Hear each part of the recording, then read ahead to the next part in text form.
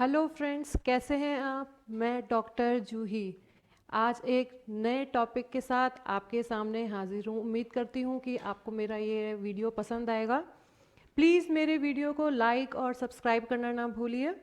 आज इस वीडियो में मैं आपको सीआरपीसी का सेक्शन 173 यानी चालान के बारे में बताने जाऊँगी। देखिए, खात्मा, खारिजी, फाइनल रिपोर्ट, चालान, चार्जशीट, बहुत से आप जब लॉ पढ़ते हैं बहुत से नए वर्ड्स आपके सामने आएंगे, नई बातें सामने आएंगी जो मैं आपको धीरे धीरे इस वीडियो में मैं क्लियर करूँगी। हम लॉ पढ़ते हैं और बहुत सी ऐसी छोटी छोटी हम बारीकियां भूल जाते हैं, बारीकियां समझने से चूक जाते हैं। जैसे हम फाइनल रिपोर्ट है या हम कह सकते हैं चालान, इनको एक ही मीनिंग में लेते हैं। तो आप इनको ध्यान से सुनिएगा, मैं जो आपको आज इस वीडियो में बताने जा रही हूँ। तो जल्दी से आप अपना पेन कॉपी उठाइए और मेरी बातों को नोट करते जाइए।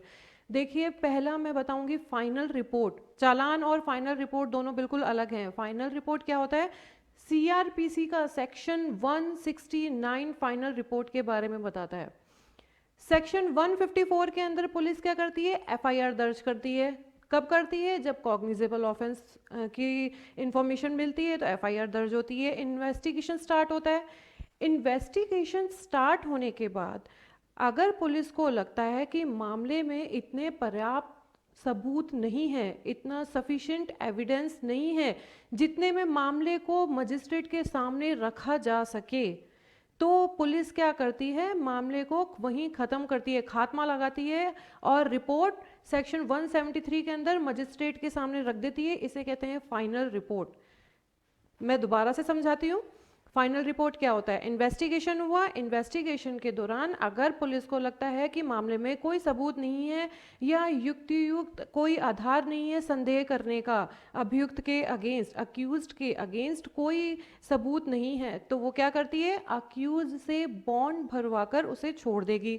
और सेक्शन 173 के क्लॉज बी के अकॉर्डिंग जो रिपोर्ट है तैयार करके, फाइनल रिपोर्ट तैयार करके मजिस्ट्रेट के पास भेज देगी। ये होती है फाइनल रिपोर्ट। और जबकि अगर इन्वेस्टिगेशन के दौरान सबूत मिलते हैं तो सेक्शन 170 के अंदर मामला मजिस्ट्रेट के सामने रखा जाएगा और जो अक्यूज है उसे मजिस्ट्रेट की कस्टडी में भेज दिया जाएगा। ये हो गया सेक्शन 170। तो देखिए, और जो चालान है वो 173 के अंदर आता है। वो कैसे? कि जब इन्वेस्टिगेशन, मामले में सबूत मिल रहे हैं, इन्वेस्टिगेशन पूरी हो गई, पूरी छानबीन करके, सारे सबूत इकट्ठे करके, सारे दस्तावेज इकट्ठे करके सेक्शन 173 में पुलिस चालान पेश करती है। सेक्शन 173 सीआरपीसी मजिस्ट्रेट के सामने चालान पेश करती है। तो देखिए, सीआरपीसी में कहीं भी ये फाइनल रिपोर्ट और ये चालान, ये वर्ड्स यूज नहीं किए गए हैं। तो सेक्शन 169 क्या करती है? फाइनल रिपोर्ट पेश करती है जब सबूत नहीं हो, और जब सबूत होते हैं तो 170 में केस जाता है और चार्जशीट जाती है, चालान जाता है सेक्शन 173 में। जब भी इन्वेस्टिगेशन होता है तो 3 स्टेजेस ऐसी आती हैं जब पुलिस को आगे रिपोर्ट भेजनी होती है। पहली स्टेज आती है सेक्शन 157 में। जब 154 में एफआईआर दर्ज होता है तो पुलिस 157 में एफआईआर की कॉपी मजिस्ट्रेट के सामने भेजती है, के समक्ष रखती है।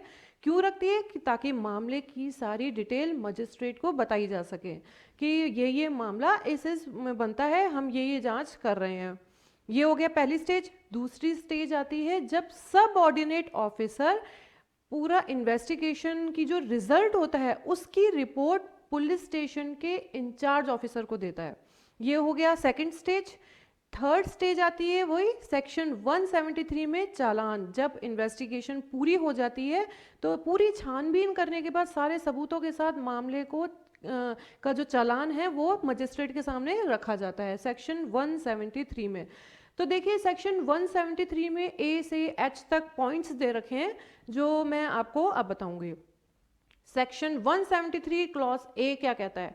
कहता है कि जितना जल्दी हो सके इन्वेस्टिगेशन पूरा कर लेना चाहिए पुलिस को, कि पुलिस को बिना देरी किए इन्वेस्टिगेशन कर देना, पूरा करना चाहिए और मामले को मजिस्ट्रेट के सामने रखना चाहिए। मतलब चालान जितना जल्दी हो सके पेश करना चाहिए। अब टाइम पीरियड क्या है? तो वो सेक्शन 167 टाइम पीरियड के बारे में बताता है।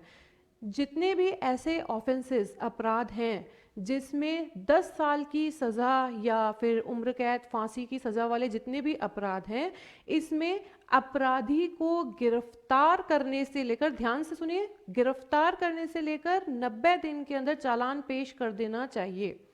अपराधी को गिरफ्तार करने का टाइम पीरियड से लेकर 90 डेज के अंदर चालान पेश होना चाहिए। अगर ऐसा नहीं होता है तो अभियुक्त यानी अक्यूज्ड को जमानत का राइट मिल जाएगा, उसे जमानत मिल जाएगी। और जो इससे कम दंड वाले, पनिशमेंट वाले हैं, जिस 10 साल से कम वाले हैं, उनके लिए 60 डेज का टाइम दे रखा है। अभियुक्त को गिरफ्तार करने से लेकर 60 दिन के अंदर मजिस्ट्रेट के सामने चालान पेश कर देना चाहिए कोर्ट में। और अगर 90 डेज में, और अगर ऐसा नहीं होता है तो अभियुक्त को जमानत मिल जाएगी।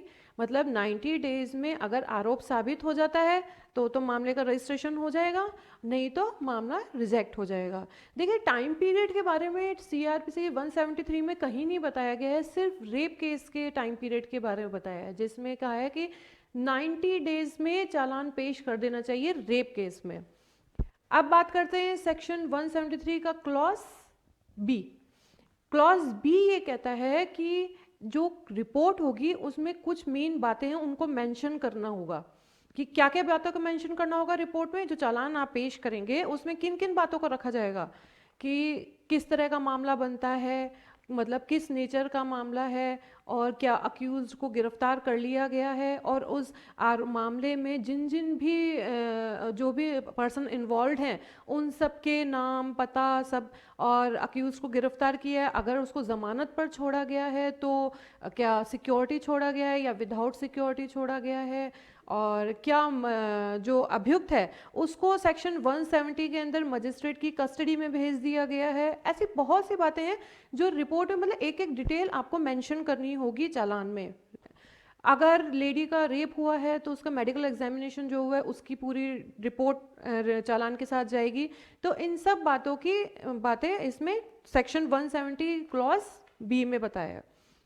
सेक्शन 173 का क्लॉज सी ये कहता है कि रिपोर्ट किसके थ्रू भेजी जाएगी।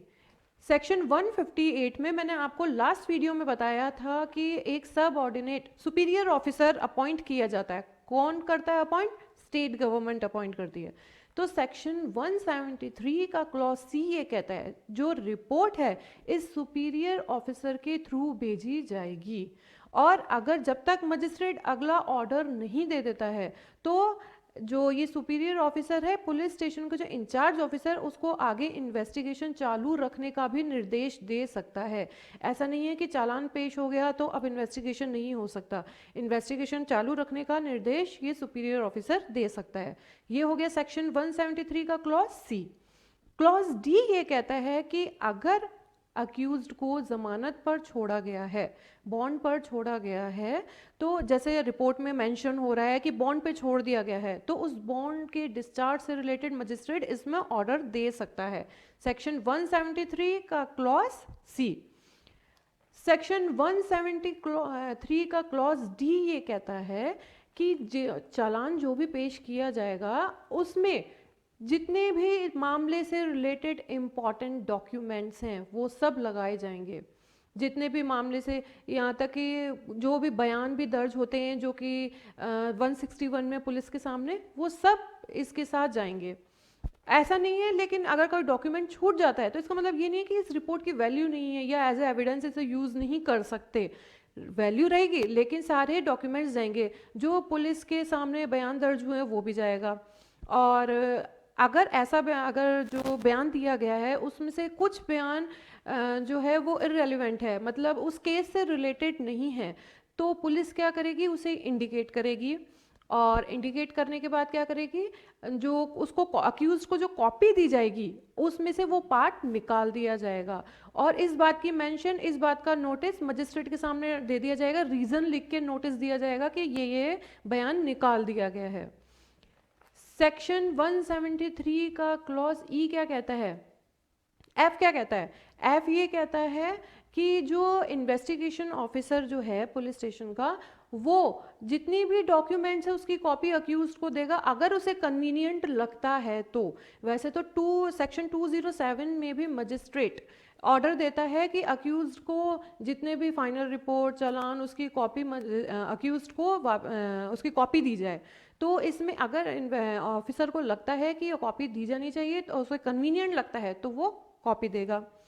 अब मैं आपको बहुत इम्पॉर्टेंट टॉपिक सेक्शन जो है ना सब क्लॉज है उसके बारे में बता रही हूँ।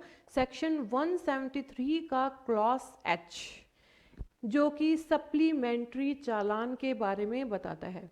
क्या होता है सप्लीमेंट्री चालान, इसको मैं एज ए एग्जाम्पल देती हूँ। मान लीजिए कि मामला ऐसा है जिसमें ना कुछ आरोपी तो गिरफ्तार हो गए हैं और कुछ आरोपी गिरफ्तार नहीं हुए हैं। तो जो आरोपी गिरफ्तार हुए हैं उनके अगेंस्ट तो कोर्ट में चालान पेश कर दिया जाएगा। ये क्या हुआ, ये हुआ मेन चालान। और जो आरोपी गिरफ्तार नहीं हुए हैं उनके अगेंस्ट जांच पेंडिंग रख दी जाएगी। जांच पेंडिंग रख दी जाएगी, फिर इन्वेस्टिगेशन होने के बाद उनके अगेंस्ट सप्लीमेंट्री चालान पेश कर दिया जाएगा। मेन चालान तो हो गए जो गिरफ्तार हो गए उनके लिए, और जो बाद में जो जिनके खिलाफ अभी जो गिरफ्तार नहीं हुए हैं और जिनकी इन्वेस्टिगेशन अभी चालू है, तो इन्वेस्टिगेशन पूरी होने के बाद उनके अगेंस्ट सप्लीमेंट्री चालान पेश कर दिया जाएगा। मींस चालान पेश होने के बाद भी इन्वेस्टिगेशन चालू रह सकता है अगर आरोपी गिरफ्तार नहीं होते हैं। तो सेक्शन 173 एक बहुत ही इम्पॉर्टेंट सेक्शन है और इसमें बहुत ही आप जितना ज़्यादा पढ़ेंगे, इसको जितना ज़्यादा समझेंगे, उतनी इसके अंदर आपको बारीकियां समझ में आएंगी। मैं उम्मीद करती हूँ आपको मेरा ये टॉपिक जहाँ तक मैंने अपनी तरफ से कोशिश की है आपको समझाने की, समझ में आया होगा। Thank you. ये टॉपिक यहीं ख़त्म होता है, फिर मैं आपको नेक्स्ट वीडियो में मिलूंगी नए टॉपिक के साथ। Thank you.